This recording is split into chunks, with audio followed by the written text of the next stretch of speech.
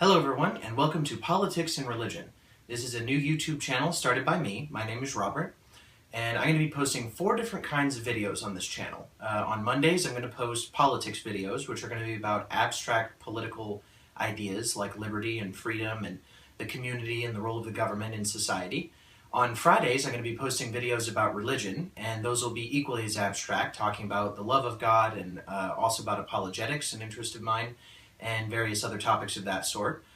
2 cents videos, which will be short videos where I might weigh in on some current political or religious event that's going on in the world to give some specific commentary. And then a 4th kind of video that I haven't quite named or figured out exactly how I want to do it yet, so I'm just going to kind of leave that one for a surprise later. But I want to go ahead and get started with our first video on this channel, and it's going to be a politics video. And what I want to talk about today is liberty and the community. And I thought that this would be a good introduction to this channel and just give a little bit of history. This is going to mostly be a history-related video. So what I want to talk about is, first I want to talk about the history of the idea of liberty. And I want to talk about my thoughts on this topic come from the constant struggle of how much is too much freedom and how much is too much intrusion by having to focus on other people and focus on the needs of the community over the needs of the individual. At what point is that thrown out of balance and you focus too much on one or the other? So I wanted to start with a little bit of history because I think that's really helpful, and I think it's a good foundation for the channel and for future videos.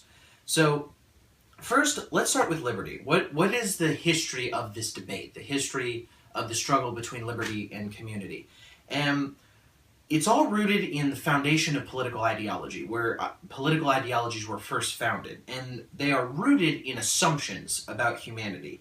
And they begin with a very normative question, and that question is: are people inherently good or are they inherently evil? This has been one of the central questions throughout history related to the study of politics, and it would the test, so to speak, that ancient philosophers would use is they would use the phrase the state of nature. And what they meant by the state of nature was if you had no government, no rules, and no obligations between individuals, no contracts or anything like that, what would be the state of nature? How would humanity act in the absence of anything to control it? How would people treat one another? How would people treat themselves? How would people treat the environment around them, both the physical and the non-physical environment around them? And how would people act is basically the question there. And we can take a few assumptions, like they would probably learn, humans wouldn't be completely animal-like, they would be able to adapt. And how would they act? And various political philosophers throughout history have given different answers. So I want to run through some of those really quickly, because I think it's a good backdrop to this whole argument about liberty versus community. So it starts with Thomas Hobbes. He lived from 1588 to 1679, and he wrote a book in 1651 called Leviathan. And you have to remember, Thomas Hobbes was writing after the English Civil War. So he's seen a terrible war, he's seen a terrible conflict, he's seen all of this violence around him in the absence of government. And so he has made the following phrase famous. He said that the state of nature is solitary, poor, nasty, brutish, and short. So very depressing, and his outlook is basically that the state of nature is anarchic, that it's everyone tries to kill everyone else, everyone tries to take from everybody else, and there is no cooperation. That's kind of the important point. There is no cooperation. And he relates this to the imagery of the Leviathan, which is, of course, the giant sea creature that would devour and kill people, kind of like the modern-day idea of the Loch Ness Monster. So Thomas Hobbes' basic point is we're sinful, we're bad, we're inherently evil. And that he had a few things that came out of this belief. Number one being that the accumulation of wealth is impossible. He believed it's impossible to build yourself up in society because once you reach a certain point, everyone else wants what you have, and so they'll just take it from you, regardless of your attempts to try to protect yourself. And because of this terrible flaw in the human genome, in this basic intrinsic flaw, he said that's why government exists. He came up with the idea of this social contract. He had an idea of a social contract, basically saying that's why we have government, because society is so evil, the state of nature is so bad that we have to have government in order to keep everyone from killing everybody else. And the government is the Leviathan. It's the solution to the state of nature. And the government, in Hobbes's view, can ask you to do anything. The government can control you in any way. The only thing he believed it couldn't ask you to do, hilariously enough, was kill yourself. The government could not ask you to take your own life. That was reserved to you. But everything else, the government had the right to tell you what to do, to protect everyone because of the state of nature. So, after Hobbes, so he was 1588 to 1679, we have Jean Rousseau. Now, Rousseau lived after Hobbes, but he had read Hobbes. He was familiar with his work. And he wrote a book called The Social Contract in 1762. So he wrote this almost 100 years after Hobbes wrote the Leviathan. And he coined this phrase. He said, "Man is born free, but everywhere in chains, and is everywhere in chains." And he basically means he took a different approach. Rousseau is the antithesis to Hobbes. He says that the state of nature is good. Humanity, this is the key point, humanity is inherently cooperative. Humanity, if you run into another individual, you'll feel sympathy for them in the state of nature. You'll want to help them. And so human beings in the state of nature are neither good nor bad, and that the government constrains individual power. The purpose of the government is to constrain individual power, and the power of sovereignty, absolute control, should rest with the people. Now, interestingly enough, to pull in a little bit of religion here, Hobbes actually thought that the Christian was in a particularly negative situation because it was almost impossible for the Christian to function in a republic, because in Hobbes's view, the Christian had competing, non-overlapping duties, that to the church or God and to the state. And so that would make things difficult because they couldn't obey the state in all cases because they would need to obey God. But in order to fulfill his idea of the social contract, or better said, his idea of what government was for, you also had to fall in line with the state. You also had to do what the state wanted you to do. Now, with the social contract, people agreed to follow the general will of the group, or what's called majoritarianism. And basically, the general will is sovereign. People will band together, and what the majority decides is the best idea should be, or ought to be, what everyone else should follow. The minority should fall in line with what the majority wants. No exceptions. If you disagree, get out of town, was basically Hobbes' thought on it. Now, Hobbes and Rousseau are interesting in that neither of them thought descent mattered very much. Where your birth, where you were born, who you were born to, what you were going to inherit. They didn't view that as a very important part of these basic philosophical properties. So after Hobbes, now you have to remember Hobbes, he lived from 1712, not Hobbes, Rousseau. Rousseau lived from 1712 to 1778. And then we have John Locke, who lived from 1632 until 1704. So he lived during part of both Hobbes and Rousseau's life. So you have to keep that's important to keep in mind. And obviously his most influential work was the Two Treatises of Government, written in 1689, and it was a response to Hobbes. And Hobbes was what was called an absolutist, which meant the government has complete authority. The government should have absolute authority, like in the sense of a monarchy. You know, you need to have a centralized power that controls things. And Locke agreed with Hobbes that the state of nature was anarchy, that people are generally bad at their core. People want to hurt themselves and hurt other people, not so much hurt themselves, but hurt other people, and they're only looking out for their compelling self-interest. And he says, Locke said that no individual has authority, and because people are bad, we need a social contract to overcome the problems of the state of nature. And he said people enter into a social contract to protect themselves from violence. So Hobbes was saying we need to have government to stop us from killing ourselves. And Locke was basically saying people do the same thing. They form government of themselves to protect themselves from each other.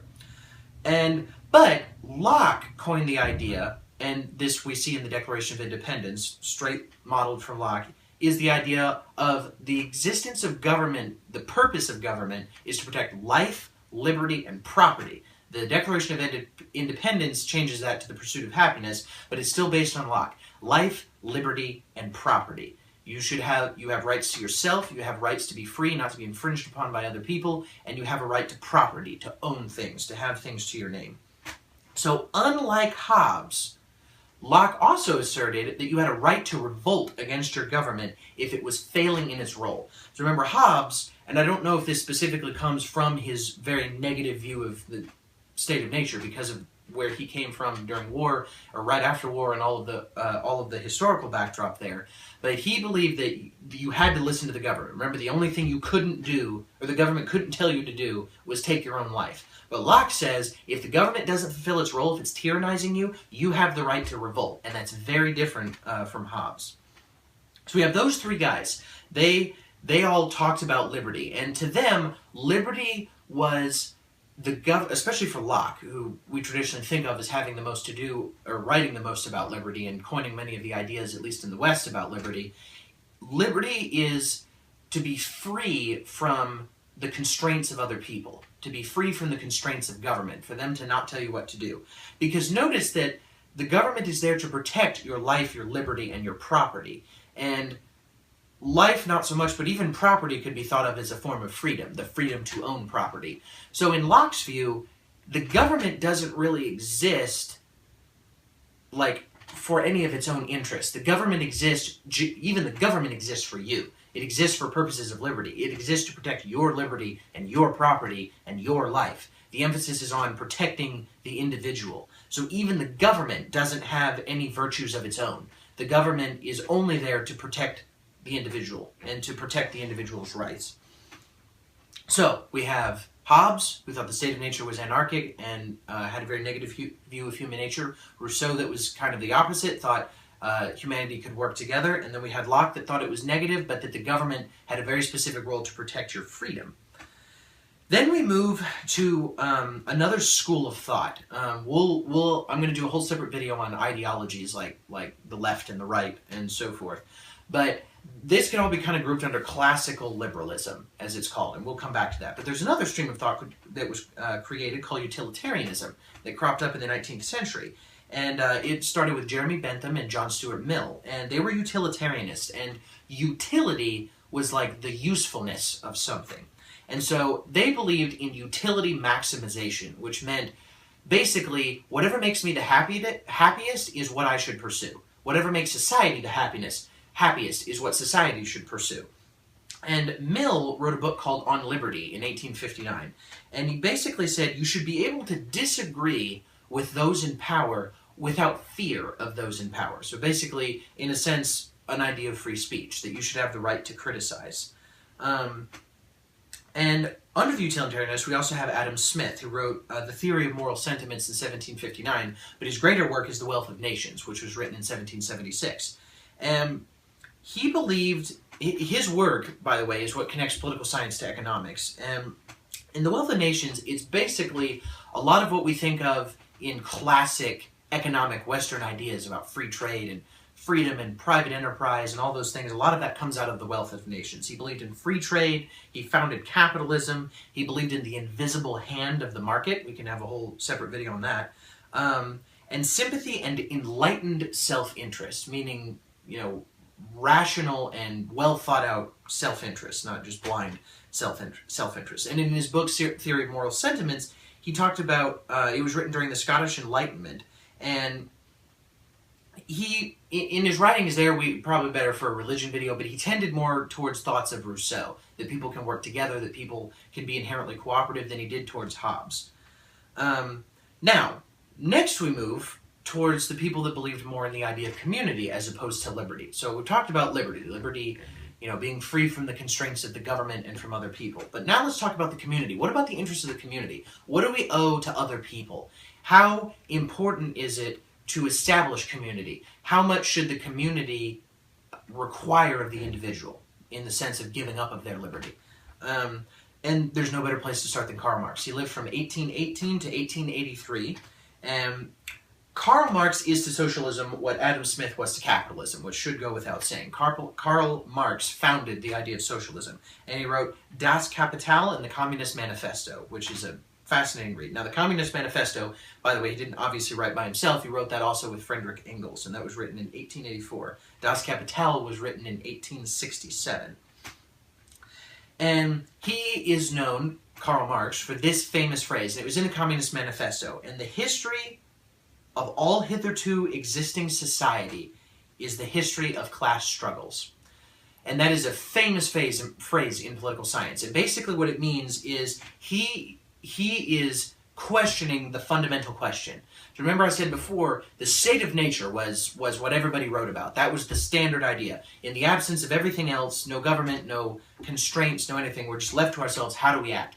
And everyone thought about liberty and community in terms of that question. And Karl Marx took it further, and he questioned that question. And he said it has nothing to do with the state of nature. It has to do with the history of class struggle. And so he's basically saying history isn't telling the tale of the state of nature. It's not telling us what happens, oh look, people are inherently bad. Oh no, look, people are inherently good. And we can understand history in those terms. He's saying forget that. History is all about class struggle. It's about the struggles of the haves and the have-nots. And that is all of history. That is how all of history is to be understood. And the state of nature is one of the exploitation of one economic class over another. And so Karl Marx believed basically that the rich exploited the poor, or even more honestly, and because he was writing from Manchester, England during the Industrial Revolution, and a lot of those poor working conditions that existed at the time. So an even better way to say it is the exploitation of private enterprise and companies and capitalism of workers, or what they referred to as the proletariat, the people that were being abused. And he referred to the rich and to the privileged as the bourgeoisie. And as I said, he was writing from Manchester, England, and he defined economic class as being one's relationship to the means of production. And the means of production basically meant how does the employee relate to the institution for which he or she works. And his basic argument was as economies develop, workers become dehumanized. That's the history of this class struggle. And the bourgeoisie abusing the proletariat. That basically they're just focused on profits, focused on making money, and so eventually they dehumanize the proletariat to where they're not worth anything. And the state is a tool for keeping the working classes down. The government is a tool for keeping the working classes down. The state is to blame for forcing lower classes to work, and the states are not representatives of the people. So throwing out any ideas of republics or liberty or the government working in the interest of the individual, like what Locke talked about, he's saying the state is to blame for a lot of the things that we see, a lot of the things he was seeing in the Industrial Revolution. And so his argument was, his diagnosis of the problem was that the proletariat is being abused by the bourgeoisie, and that his solution to that was that the ruling economic class had to be overthrown by any means necessary, total destruction and rebuilding.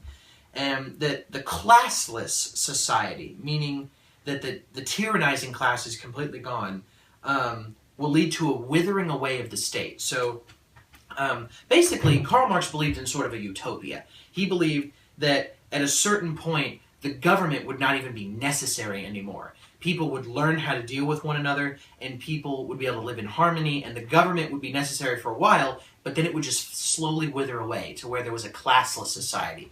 Everybody shared, everybody worked, and there was no one class over another class. Now, an important thing that goes with that is that Marx was a historical determinist.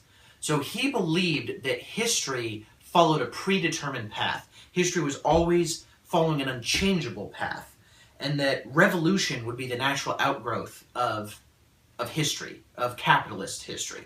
That capitalism undoubtedly leads to revolution because of all these abuses, and that the whole capitalist world would just implode on itself because of everything that was happening. And you have to think, as time progressed, he saw this happen in Europe with socialist revolutions, for example, in the USSR.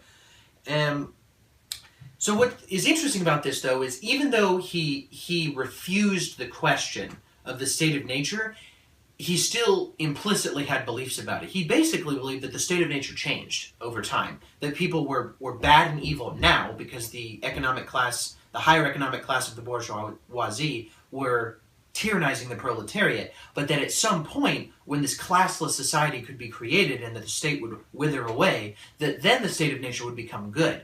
people would live in harmony, people would work together. So he basically believed it shifted, so to speak. So then we move more towards recent times. So in recent times, some recent political work is by John Rawls. He lived from 1921 to 2002, and he wrote A Theory of Justice in 1971. And he introduced the concept of justice into the state of nature. And he says, what social and economic system is just? And I think John Rawls is really interesting. I think this is really fascinating. He came up with what he called the original position. And it was a thought experiment. And the thought experiment goes something like this. He's saying, imagine that you could create the society and the government in which you would live. But you cannot dictate where you would exist in this society if you were born into it. So if you were born into it, you could be born into a poor class, or you could be born in as a billionaire Bill Gates, or you could be born into the middle class. But you don't get to pick. You at random could end up anywhere in the society economically, or in terms of your affluence or your opportunities in life. So you don't get to pick where you end up in society, but you get to create the society and create the government.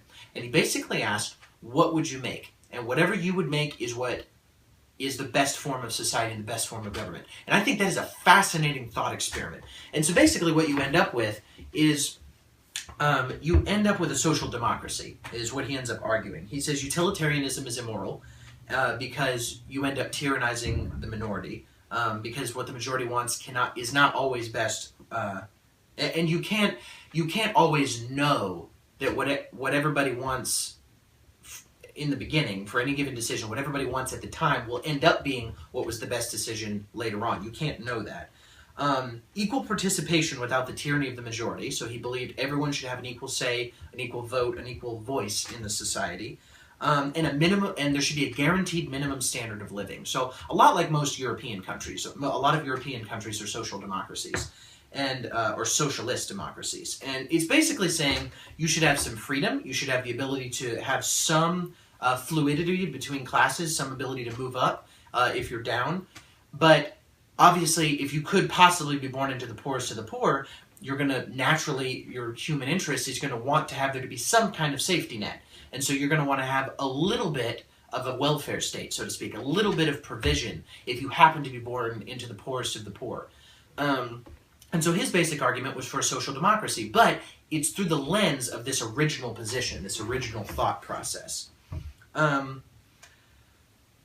so that, to tie it all back together, that brings it back to kind of the community. Karl Marx believed that, the community is the most important thing. We need to bring the community together, and that individualism is what causes this disparity between the bourgeoisie and the proletariat. And then John Rawls talks about we should end up with a social democracy, because if you can't pick where you would be in society, what would you pick? Well, you would naturally want to provide for if you happen to be born into a bad part of society. But then, if you're going to say that about yourself, it's unjust. Pull it in the concept of justice. It's unjust to not want that for everybody. So you would want to guarantee that to all people in your society, in addition to equal participation and all of those things, to protect both the lower classes and the higher classes, economically speaking. So now, what's the balance? How do we put these two together? How do we put liberty and community and put the two things together? And for this video, I want to do it through one example. That example that I find really interesting is the tragedy of the commons. It's a thought experiment. It's pretty popular into politics. And I think it is a good illustration of all the different considerations that you have to take into account for individual liberties and for community needs. And basically, the tragedy of the commons is the idea that there are certain resources in the community, and in this context, I mean like the physical community, like the physical world around you. And if you allow everyone to take as much as they want, think of that as full liberty, 100% liberty, then you're going to destroy the natural resources and potentially harm everybody. And so you need some sort of community actor that will guarantee that the common resources are not used up. So to give you an illustration, think, there's a plot of land. We're back in ancient times, and we're trying to live off the land. And, there's a forest, and there's a river, and there's farmland. And say 100 people want to come move in and live on this land. Well, if there's no government, in the absence of anything, and this, I'll admit, assumes a little bit of a negative view of human nature, what ends up happening, if you assume that negative view of human nature, is, say everybody comes in and wants some wood to build cabins for themselves, and everybody comes in and wants to build a mansion. So they level the entire forest. There's no forest left. And say everybody wants running water in their home. So everybody hooks up a pipe to the river. Everybody wants to irrigate their crops, say. And everybody takes water out of the river to irrigate. And then say everybody wants to farm the land. So everybody farms the land. They don't rotate. They don't anything. Well, what's going to happen? You're going to destroy all the trees to the point so you can't regrow any of them. You're going to run the river dry. And you're going to over-harvest the land to where you can't grow anything on it. So in the absence of some sort of community actor that guarantees you don't overuse any of the resources in the community, you'll destroy the community. And so this example was created by Garrett Hardin, who is an ecologist, and he talked about it in 1968. And is basically, his point was there has to be some level of community understanding, that you can't have 100% liberty. If you have 100% liberty, everybody will destroy everything because nobody thinks in terms of the community, thinks in terms of, if I take everything I want and everybody does that at the same time, there's not going to be left for anybody, and it harms the community, which harms the individual. So ironically, too much individualism harms the individual. And not to get too much into the religion segments, but as a Christian, if you want to look at from a religious perspective, and my first religious video is going to be on my faith and my personal faith, and I am a Christian, but we'll talk about that more later. From a Christian perspective, Jesus said, love your neighbor. And so I think it's also very biblical to include the community in the setup of government. And, in Romans, Paul talked about that the government is there to, stop or punish the wicked and to bless and help the good. So Christianity certainly believes that there is a positive place for government and that there is a place for the community and protecting the community. Now, I want to be careful because some passages that are about the church sometimes get applied to political discussions, and I'm not exactly sure that those are applicable. I think those might be a little bit apples and oranges. The requirements on the government are different than the requirements of the church. And obviously, in our own society in America, there's plenty of debates and arguments about the role and the relationship between church and state. Look no farther than the current political controversy about the religious freedom law in Indiana. I mean, we have states boycotting Indiana over it. And that is simply an argument over what is the relationship between the government and religion. But to get back to the point at hand, it's very Christian to include the community. And so I think that the proper balance is you need to protect individual liberties. I think you have to protect the individual, because one of the critiques, for example, of a Marxist view, 100% community, is that if some people work harder than other people, and this has been clearly demonstrated with things such as the collapse of the Soviet Union, if some individuals work harder than others, but everybody gets paid or treated the same, they're not going to work as hard. It's just a function of human nature. And that sounds presumptuous, well, how do you know? But we've seen that throughout history. If people aren't compensated for what they work for, and I make 100 widgets, but I get paid or treated or given as many community resources as the person that makes 20 widgets, then what's my incentive to make 100 widgets? It's nothing.